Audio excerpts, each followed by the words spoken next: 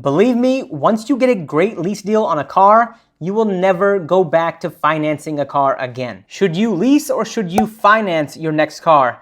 Personally, I prefer leasing cars, and over the course of this video, I'm going to explain why. And by the end of this video, you'll have a much better understanding of whether you should lease or finance your next vehicle. Now, I know that some people are simply against leasing because of the stigma that's attached. Isn't leasing a car like renting a car? I don't want to rent a car. Why would I lease a car? I make enough money to finance it. Now, I'm not trying to roast people that don't like leasing cars, but if this sounds like you should definitely watch this video because leasing usually makes more financial sense than financing a car. The main reason that people don't lease cars is because they don't really know how leases work and they don't know whether or not they are getting a good deal. Well, I'm gonna change all of that. By the end of this video, you'll know more about leasing a car than you ever have in the past. In part 1 of this video, we'll go over 7 benefits of leasing your car over financing your car. In part 2 of this video, I'm gonna provide you with 2 websites to help you with your leasing journey. Now, both of these websites are invaluable and you need to consult them before you lease your next car. In part 3 of this video, we'll go over the 1% rule. Now, the 1% rule is a great tool to use to determine whether or not you are getting a good deal on your lease. Don't worry, we'll go over it in detail. In part 4 of this video, we'll talk about when it doesn't make sense to lease your car, because while I think leasing makes sense for the majority of us, it doesn't make sense for everyone. In part 5, I'll share my final thoughts, and hopefully after watching this video, you'll be leasing your next car. Now, I'm assuming that most of you know how financing a car works. You have the selling price of the car, you have to borrow money for a set period of time, usually 60 months or 72 months, you get an interest rate, and then you make payments on the car. Pretty simple. When you lease a vehicle, you're basically renting it from the manufacturer for a certain length of time, usually 36 months or 3 years, and you're usually allotted a certain amount of miles per year. Typically, it's 12,000 miles a year, but 10,000 miles and 15,000 miles a year are not uncommon, but typical leases are 3 years and 36,000 miles. The first benefit of leasing a car is that the monthly lease payments are typically lower than the monthly finance payments. Now, according to Investopedia, the average monthly payment on a financed car is $617 a month, and the average monthly payment on a leased car is $516 a month, assuming the same MSRP. When you finance a $50,000 car, you have to pay taxes on that car. And let's say you paid 10% in taxes on that particular car, you're actually financing $55,000 over 60 or 72 months. But with leasing, you are not making payments on the total price of the car. You're only making payments on the depreciation of the vehicle. In other words, you're only making payments on the portion of the car that you use, and the portion of the vehicle that you use is called the depreciation expense. And the depreciation expense or amount is set by the auto manufacturer, and it's actually called the residual value. So if you lease a Toyota, Toyota will give you a residual value. And if you lease a BMW, BMW will give you a residual value. The residual value is essentially the manufacturer estimating what your car will be worth after your lease is finished. So if you leased a BMW with an MSRP of $50,000 and drove it for 3 years and 36,000 miles, BMW has to estimate what that car will be worth when your lease expires, and that value is called the residual value. A typical residual value for a car is 65%, but cars that have higher resale values may have a residual value closer to 70% or greater. Now, cars with lower resale values may have a residual closer to 60% or even lower. But for this example, let's go with a 65% residual value, which means that after 3 years of you driving the car 36,000 miles, the car will be worth 65% of its original value or its MSRP. Or another way to look at it is that this car will depreciate 35%. And 35% of $50,000 is $19,250. So with leasing, your loan amount on a $50,000 car is only $19,250. Now, if you financed that same car, your loan amount would have been the car's $50,000 MSRP, and you'd have to pay taxes. Now in Washington, taxes are roughly 10%, So you'd actually be financing $55,000. And really quick, if you're getting value from this video, please remember to like this video so that YouTube can recommend it to others. And that brings me to the second reason that leases make more sense than financing a vehicle, which is taxes. When you finance a $50,000 car, you have to pay $5,000 in taxes up front. Well, with leasing, you're only paying taxes on $19,250, assuming a 35% depreciation. So instead of paying $5,000 in taxes, you're only going to pay $1,925 in taxes. And that lease tax bill is evenly divided across 36 months. So instead of paying $1,925 upfront in taxes, that $1,925 tax bill is broken evenly across 36 months. Now, if you do the math, roughly $53 in taxes will be added to your monthly payment. And again, this is assuming that you're going to be leasing the car over a 36-month period or 3 years. So with leasing, you pay the tax on your monthly payment, and when you finance a $50,000 car, you're paying $5,000 in taxes up front, and that money is gone straight to the government. And again, to really hammer this home, with leasing, you're only paying taxes on the $19,250 in depreciation on a $50,000 car. Now, anyone can do that math. I'd rather pay 10% tax on $19,250 rather than paying 10% tax on $50,000. And if you're a business owner, leasing makes even more sense because you will be able to write off your depreciation and your financing costs. But I'm not an accountant, so if you have a business, please consult your accountant to make sure it makes financial sense for you to lease a car under your business. The third reason that leasing makes more sense than financing a car is how it impacts your credit report and your credit score. Now, if we use the $50,000 car example again, when you finance the entire amount, your credit report is going to show a $50,000 outstanding car loan. Actually, it'll be $55,000 if you assume the 10% taxes. But when you lease a car, your credit report is only going to show an outstanding car loan of $19,250. Now, I'm not sure how much of a difference this makes for you personally because everybody's financial situation is different. But if you're looking to buy a home or make any other big purchase and you actually need a car right now, I can tell you that having a $19,000 car loan is much better than having a $50,000 car loan on your credit report. And on top of that, leasing a car generally requires less cash up front. So that just means that you have more money for your down payment on your new home. It's a win-win. The fourth reason that you should consider leasing your next car is because of the warranty that new cars come with. When you lease a car, you're going to be driving a car that is under the manufacturer's warranty, which is typically 3 years or 36,000 miles, or 4 years or 50,000 miles, whichever comes first. And new car warranties are the best because you can drive your car worry-free, so any mechanical or electrical issue that may happen will cost you $0 out of pocket. Not only will it cost you nothing out of pocket, but the dealer will give you a car to drive around for free while your car is being repaired. For instance, let's just say that the motor goes out on your power window. It's covered by warranty. Now, if your heater stops working, or if your AC stops working, or if you have another electrical issue, it's covered under warranty. And let's say you have a transmission issue. It will be covered under warranty. Literally anything that goes wrong with your car is covered under the manufacturer's warranty, and you can't really put a price on that kind of security and that kind of peace of mind. Over the course of my life, I've owned many used BMWs, and they were like ticking time bombs. I loved driving them, but I had no idea when I'd be forking out $1,000, $2,000, or $3,000 for my next repair. So the fact that leased cars come with a manufacturer's warranty included really is a benefit that I can't put a price on. You can just pick up your car and go whenever and wherever you want without worrying about unexpected costs, and that's something that I love about leasing. The fifth advantage of leasing a car is that you have a much lower down payment as opposed to financing your car. I actually encourage putting zero money down in a lease,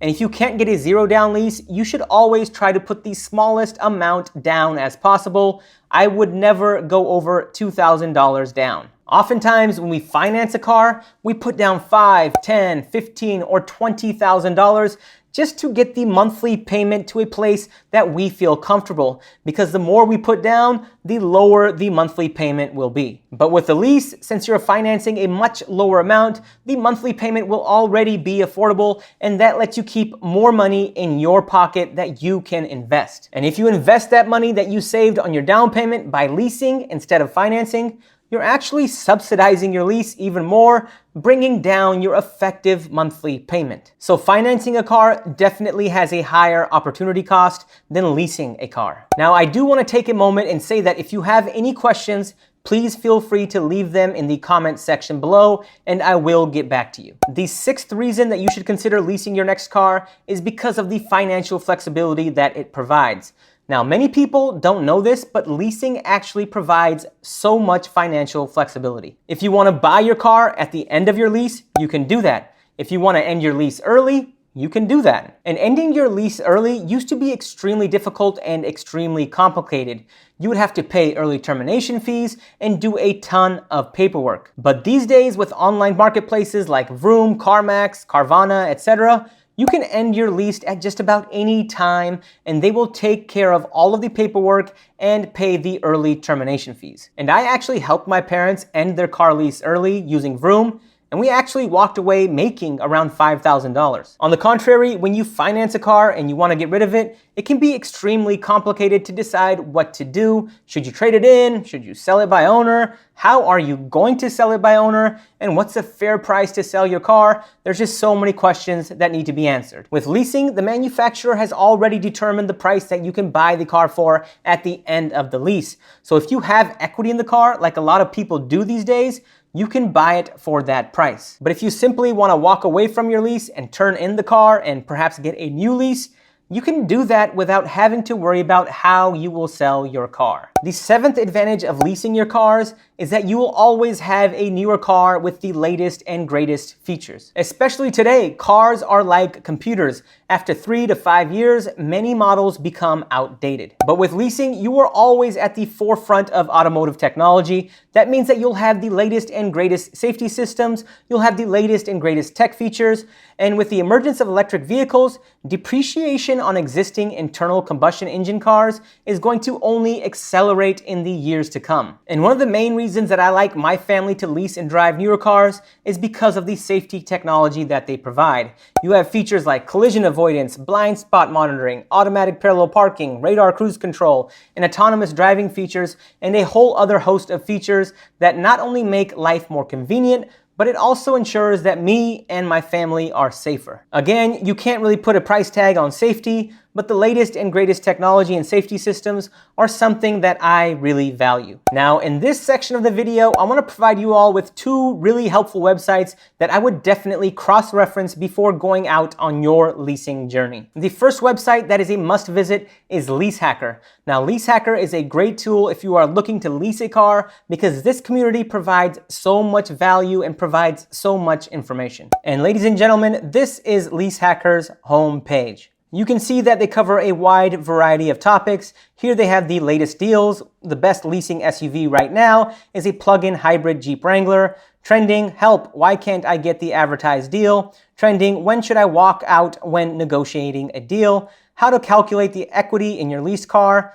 Pretty much, this website has so much information. But across the website, you'll see other very helpful tools. One tool that I really like using is the forum. And within the Lease Hacker forum, you will find a lot of helpful information. You can ask the hackers question. So let's say that you got a quote from a dealer. You can ask here if you think, you can ask other members if they think you got a good deal. You can share deals and tips, which is one of my favorite places to go. You can go to deals and tips. And then people talk about a variety of different things. Here we have somebody who got an Audi e-tron Premium Plus, and pretty much they will tell you how they negotiated the deal, the residual they got, the MSRP or the selling price they got. I mean, this place is just packed with good information. Another really cool feature about Lease Hacker is their calculator. And this calculator is really helpful. You can insert the make, the model of your vehicle, the months. You can pretty much put in all of the inputs, and you would actually get a monthly payment that you can actually cross-reference if the dealer quoted you something. And then you can also go to the latest deals page, and then you'll see that here, the hybrid Jeep Wrangler is leasing good, the Nissan Frontier is leasing good, how to get a Tesla Model 3 now, bypass the third-party buyout. Pretty much all of the information that you need is on LeaseHacker. Another great tool is Edmunds.com's car leasing page, and similar to LeaseHacker, they really do provide a lot of great information. As you can see here, they have a list of popular articles, so the best SUV lease deals for February, they have the best luxury lease deals for February, they have the best sedan lease deals for February, and another awesome tool that Edmunds has is the car lease calculator. So pretty much you can select your vehicle by trim or by VIN, and it will automatically populate the residual value of that car. So what that means is that instead of calling dealerships and checking the internet, you can just plug in whatever car you're looking at here. If you have the VIN number, great, and it will automatically populate the residual value, and you can populate all of the other inputs, and you'll get what the estimated payment will be for that particular car. Well, now that we covered LeaseHacker and Edmunds, I want to move on to the next section of this video, which is how do you know if you got a good lease deal? Well, one way to tell if you got a great lease deal is the 1% rule. Let me explain. Now, the 1% rule has actually morphed into the 1.2% rule more recently given the low inventory of automobiles. Essentially, the 1.2% rule means that your monthly lease payment should be 1.2% of the vehicle's MSRP or less with no money down. So if we use our $50,000 car as an example, you know you got a great deal on that car if your monthly payment is 1.2% or less of $50,000. In other words, if your monthly payment is $600 or less on a vehicle that has a $50,000 MSRP, that means that you got a good deal. And again, this is assuming that you put zero money down. Now, if you can get that payment to 1% or $500 a month on a $50,000 car, that means that you got an amazing deal. And don't think that this isn't possible. People on LeaseHacker and Edmunds are pulling off these kinds of deals every single day, so make sure to leverage those two websites. And you'd also be surprised by the types of rebates that are out there that are not advertised by the dealerships. This can include rebates like military rebates, student or new graduate rebates, loyalty rebates, and even retailers like Costco have unique rebates every single month that can help you get your lease payment to 1.2% or lower of the MSRP. Now, ladies and gentlemen, don't let all of these numbers deter you from leasing a car. Like I said, if you have any questions, you can write them in the comment section below, or if you want to keep it private, you can hit me up on Instagram, Facebook, or LinkedIn. I'll be sure to get back to you. Believe me, once you get a great lease deal on a car, you will never go back to financing a car again. All right, so now I've been hyping up leasing cars over the course of this video, but when does it make sense not to lease a car? Well, for one, if you are not anywhere near the 1.2% rule, that's typically a sign that leasing that particular vehicle may not make sense. Financing it may be better. But again, please remember to leverage LeaseHacker and Edmunds because people across the country are posting their leases in a public forum. So if a dealer is quoting you something that is drastically higher than what you are seeing on Edmunds or LeaseHacker, you may want to try a different dealer. Another time you don't want to lease a car is if you're going to be driving over the allotted mileage. What I mean by that is that when you lease a car, you're typically getting a 3-year lease that allows for 12,000 miles a year. And if you're going to be driving 15 or 20,000 miles a year, which is a lot of miles, leasing probably doesn't make sense. But again, people are driving less and less as more and more people are working from home. So before you go out and finance your next car, do some due diligence to see how much you actually drive a year. And the third time that I would say leasing does not make sense is when you are planning on buying a reliable car and holding on to it for 10, 15, or 20 years. I know a lot of people that have had the same car for 15 years and it's fully paid off and it's extremely reliable. I actually have a buddy that I went to high school with, and his dad gave him his early 90s Toyota Land Cruiser when he graduated. Until this day, that Land Cruiser has been bulletproof. It has over 350,000 miles on it, and it's not showing any signs of slowing down anytime soon. Now, if you're planning on doing that and holding onto a car for a long time, you want to make sure that you're buying a reliable make and model. You definitely don't want to be driving an old car with outdated technology and spending $3,000 to $5,000 a year just to keep it running. That's a big no-no. Another sweet spot when it comes to financing cars are certified pre-owned cars. Now, in certain instances, certified pre-owned cars can make more sense than leasing. That's because these cars have already taken a bulk of their depreciation and still come with a bumper-to-bumper warranty that is typically reserved for brand new cars. Now that's because these cars have been inspected and certified by the manufacturer to be sold as CPO or certified pre-owned. But with used car prices as crazy as they are right now, a lot of these certified pre-owned models are selling at a premium, and in many cases, you can just buy a brand new car for the same price. Well, ladies and gentlemen, I've been wanting to make this video for a long time, and I finally did it. And like I said, I've been leasing cars over the past 5 years, and for me, it just makes a lot of sense. But most importantly, it makes a lot of financial sense. Now, I know that many of you are hesitant to lease cars because of the stigma attached or because you don't fully understand how leases work.